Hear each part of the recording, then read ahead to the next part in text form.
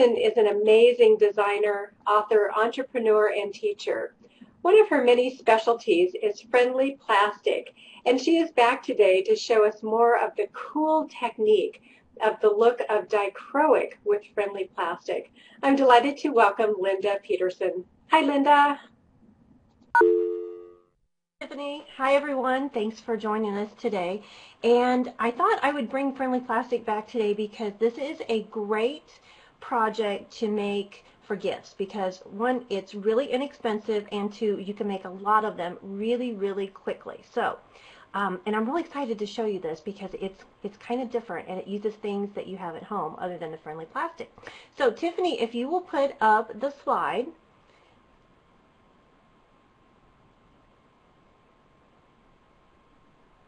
So you can actually use any color of friendly plastic that you want. All right, you can see that big blob, this big blob right here. This is fingernail polish.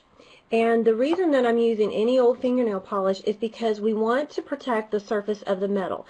If I were to put alcohol inks, which is a really pretty technique too, but if I were to put alcohol inks on the top of this and then do what I'm going to do with it, what happens is that foil breaks apart too much and the color becomes really, really dull. So if you apply a layer of different colors of fingernail polish, I've got an orange and a pink, and then I'll show you what it looks like. I've got this piece already done, this piece right here. So you just want to model it. Bring that up there. You just want the color applied, and this is really pretty too. So really, if you don't want to go any farther, you can quit right here and then begin to kind of mold this into the shape that you want. But we're going to take it a step farther. This is a little warm. I need to warm it up again. I was warming it up before. So just use either your heat gun or your griddle. You don't want to get it too hot. Remember, if it bubbles, it's too hot. And then the next thing I'm going to do is I'm just going to lift this up. And a lot of times when we work with friendly plastic, we work flat. But this time we're going to work kind of in dimension. And I'm going to crackle this. And I'm actually going to break apart the color. All right. And again, when I do this, because I protected the surface with that coat of fingernail polish, I'm not using any of the brightness or losing any of the brightness in the color. Now we're going to add, this is, again, you can stop right here and you can fold this all up and create any shape that you want. But we're going to take it one more step. So I'm going to reheat this just a little bit.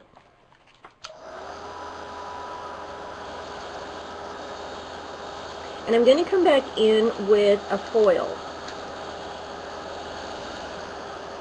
Wait till you see this. This is so, so cool. So cool. Okay.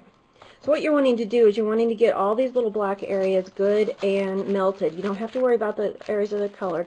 And you can come in with a sheet of foil. You can see that I have used this one quite a bit. And you're going to lay that down. Okay. Hopefully, when you pull it apart, whoops, I didn't let it stick enough. Try that one more time. I didn't get it hot enough that time.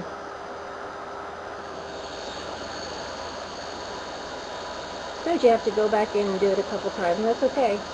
That's the great thing about friendly plastic, is because you can work a little and then you can always fix what you messed up. Okay, I'm going to let this cool. So you apply the foil to the top, and I'm going to show you what it looks like when you have that foil applied. And that would be this piece. So it gives it just enough bling. You can see the difference between this part here where there's no foil and this one here that there's a lot of foil. Get my camera to focus there a little bit better. Doesn't look like it wants to do that. There we go. Good in focus. You can see the foil. All right.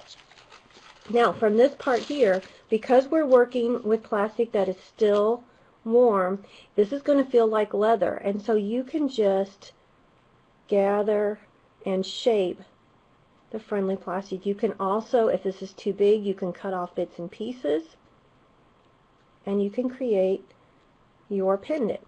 And I've got one, set it off to the side here. So this is just a piece that I had left over from another project.